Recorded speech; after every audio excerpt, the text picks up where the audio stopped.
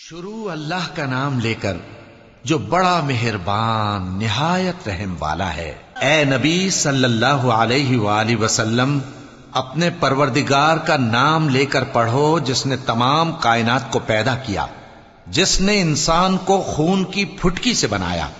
پڑھو اور تمہارا پروردگار بڑا کریم ہے، جس نے قلم کے ذریعے سے علم سکھایا اور انسان کو وہ باتیں سکھائیں جن کا اس کو علم نہ تھا، مگر انسان سرکش ہو جاتا ہے اس بنا پر کہ وہ اپنے آپ کو بے نیاز سمجھتا ہے۔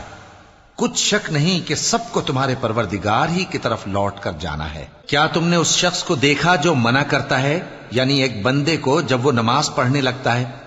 بھلا دیکھو تو اگر یہ راہ راست پر ہو یا پرہیزگاری کا حکم کرے تو منع کرنا کیسا؟ تو اس کا انجام کیا ہوگا؟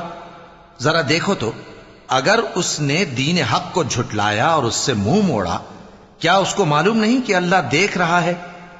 دیکھو اگر وہ باز نہ آئے گا تو ہم اس کی پیشانی کے بال پکڑ کر گھسیٹیں گے، یعنی اس جھوٹے خطا کار کی پیشانی کے بال، تو وہ اپنے یاران مجلس کو بلا لے، ہم بھی دوزخ کے فرشتوں کو بلائیں گے۔ دیکھو اس کا کہا نہ ماننا اور سجدہ کرنا اور اللہ کا قرب حاصل کرتے رہنا۔ چونکہ آیت سجدہ تلاوت کی گئی ہے، لہذا سامعین پر سجدہ واجب ہے۔